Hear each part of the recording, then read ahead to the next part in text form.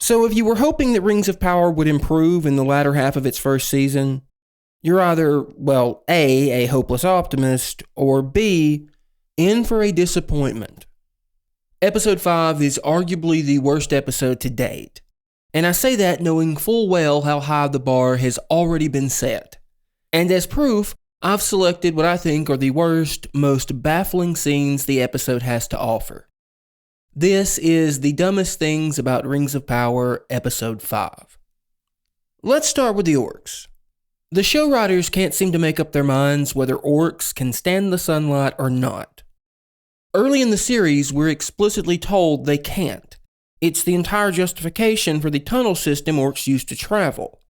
Yet, despite this clearly established rule, orcs hunted Theo in broad daylight just last episode. I'd assume someone invented sunblock, except episode 5 shows us an orc's skin sizzling in the sunlight. What's the point in establishing rules in your story if you don't intend to follow them? Now, you might say that the tattered clothing the orcs wear protects them from the sun, and that is what the show implies. But these outfits don't cover everything. Their face and ears are clearly exposed to sunlight on numerous occasions, yet magically, there's no sizzling flesh until the writers need there to be. If the rules of your world only apply when they're convenient, then your world doesn't have rules at all. Next, let's take a look at what might be the most embarrassing scene of the show so far. Bronwyn's not-so-epic call to arms.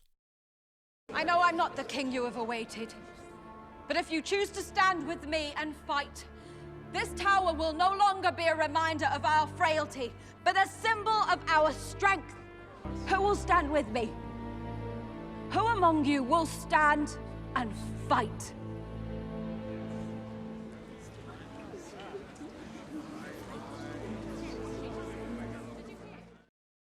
I think this is meant to be something like her Braveheart moment, but it just comes across as sad.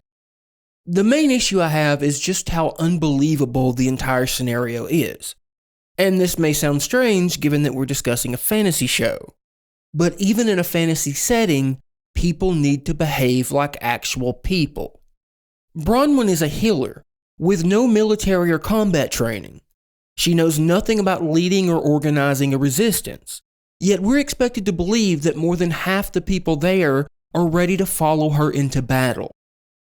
Remember, these people are refugees. They are starving, scared, and desperate.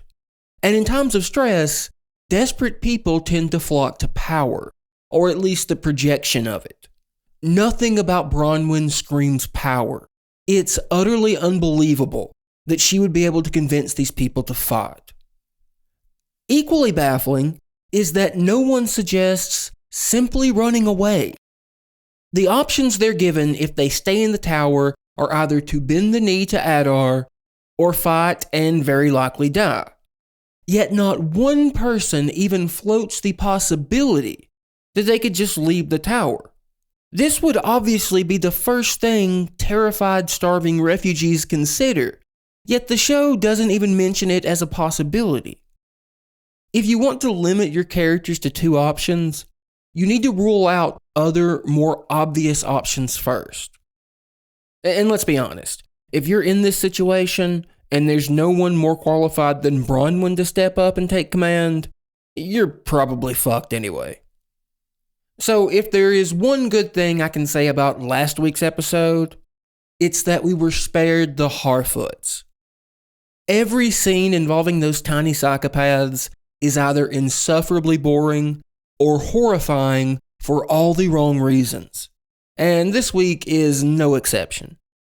When the caravan reaches a forest that has less food than expected, the head Harfoot's wife Marva immediately blames not Gandalf and actually suggests that they remove the wheels from the Brandyfoot carts and leave them to die.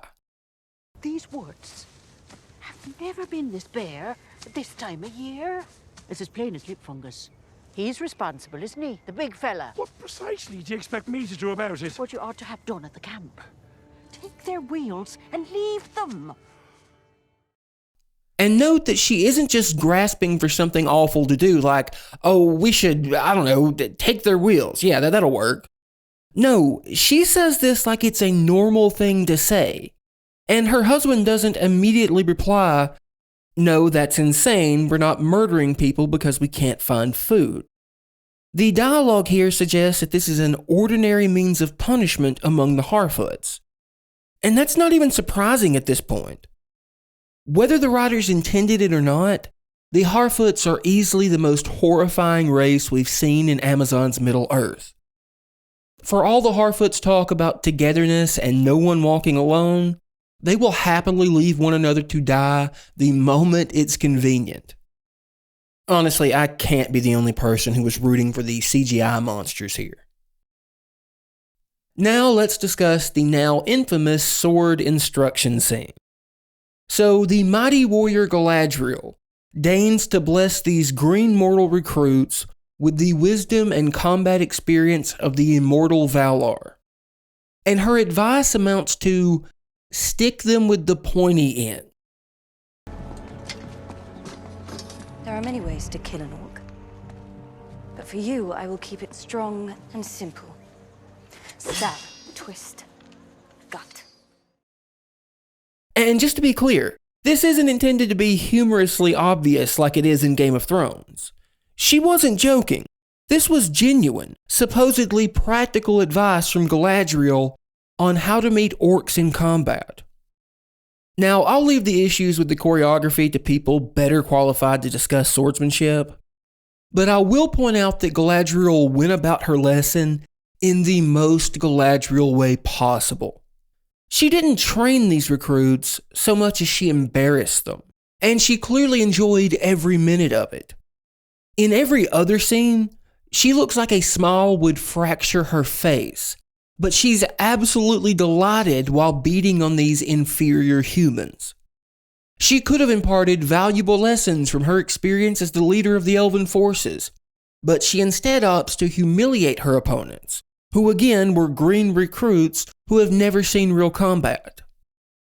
And the fact the writers actually thought this made Galadriel look good tells you everything you need to know about them.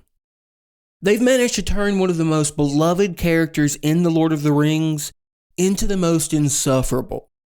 And of course, despite this, the episode ends with Galadriel getting exactly what she wanted.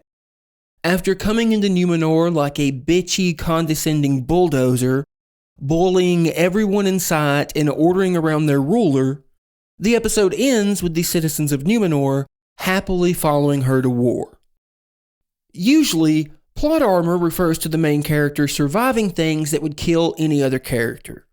For Galadriel, it just prevents everyone she speaks to from choking her. And moving on. Now, if you'll remember, just last week, Elrond swore an oath on the lives of his entire family that he would never reveal the secret of Mithril. Yet, somehow, he manages to break that oath multiple times in a single conversation. First, he confronts Gil-galad about his ulterior motives in the alliance with the dwarves, effectively admitting that the dwarves are hiding something. And then, after Gil-galad forces him to recount a legend about the creation of a magic substance filled with the light of the Silmarils, he says that he swore not to reveal the dwarves' secrets, all but admitting that the things the dwarves are hiding is Mithril. And then, in the most blatant example yet, Gil-galad straight up asks Elrond whether the dwarves found the ore, and Elrond replies, "I swore an oath to Durin." Durin's right. Then you admit the dwarves did find it, the ore containing the light of the lost Silmaril. I admit only this. I promised Durin never to reveal his people's secrets. What the hell else could that oath be about if not Mithril, given the context? And yet, Elrond seems completely oblivious to the fact. These are supposed to be the oldest and wisest of beings in Middle-earth. Yet they are having the kind of conversation I can imagine high school girls having. "Jen, did Becky sleep with Josh?" "Well, Becky does have a secret, but I promised I wouldn't say anything, and me and Becky, we're like total BFFs, so I could never do that to her."